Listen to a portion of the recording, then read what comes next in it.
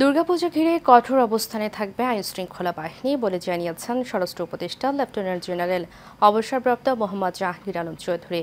আইনশৃঙ্খলা সংক্রান্ত উপদেষ্টা পরিষদের বৈঠক শেষে কথা বলেন তিনি। এ সময় শ্রম উপদেষ্টা বলেন, গুজবকে কেন্দ্র করে গতকাল আশুলিয়াতে শ্রমিক হামলার শিকার হয়েছে। বিস্তারিত নূর মোহাম্মদ ভুইয়ার রিপোর্টে।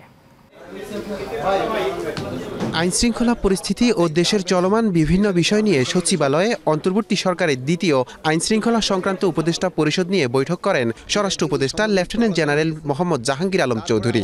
সারা দেশের আইন শৃঙ্খলা পরিস্থিতি সম্বন্ধে বৈঠক শেষে স্বরাষ্ট্র উপদেষ্টা গণমাধ্যমের সাথে আলোচনার বিষয়বস্তু তুলে ধরেন। আমাদের যে আশুলিয়ায় শিল্প কারখানার যে একটা ঝামেলা, এটা সম্বন্ধে আমাদের আলোচনা হয়েছে। তারপরে আমাদের এই যে অস্ত্র উদ্ধার অভিযানটা চলতেছে, এই ব্যাপারেও আমাদের আলোচনা হয়েছে। তারপরে যে মাদকের অপব্যবহার হচ্ছে এবং মাদক কিভাবে রোধ করা যায়, এই মাদকের ব্যবহার এই সম্বন্ধে আমরা বিস্তারিত আলোচনা হয়েছে। এবারের দুর্গাপূজা সবচেয়ে নির্বিঘ্নে হবে জানিয়ে স্বরাষ্ট্র উপদেষ্টা বলেন, পূজাকে ঘিরে কঠোর অবস্থানে থাকবে আইনশৃঙ্খলা বাহিনী। পূজাটা যেন একেবারে নির্বিঘ্নে হতে পারে, এই জন্য আমাদের যত ধরনের পদক্ষেপ নেওয়া আমরা তা নিব এবং আমরা আশা করব এবারের পূজা যত পূজা হয়েছে ওর থেকে এইবারের পুজোই সবচেয়ে বেশি ভালো হবে। এই জন্য আপনাদের সবার সাহায্য এবং সহযোগিতা আমাদের দরকার।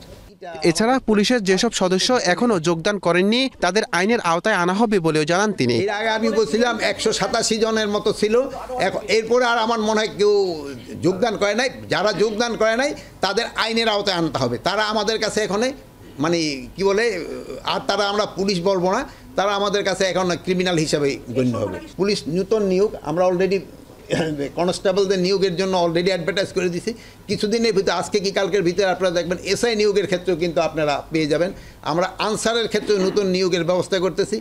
এ সময় গণমাধ্যমের এক প্রশ্নের জবাবে শ্রম ও কর্মসংস্থান উপদেষ্টা আসিফ মাহমুদ সজীব ভূঁইয়া বলেন, গুজবকে কেন্দ্র করে গতকাল আশুলিয়াতে শ্রমিকদের মধ্যে অনুপ্রবেশ ঘটিয়ে হামলার ঘটনা ঘটেছে। গতকালকের ঘটনাটা যেখানে সূত্রপাত হয়, মূলত একটা গুজবের ভিত্তিতে সেটা সূত্রপাত হয়েছিল। গুজব ছড়ানো হয়েছিল কারখানাগুলোতে যে আইনশৃঙ্খলা বাহিনী একজনকে রেপ করেছে এবং দুজনকে খুন করে ডেড বডি ফেলে রেখেছে। এই ধরনের একটা গুজব ছড়ানো হয়েছিল।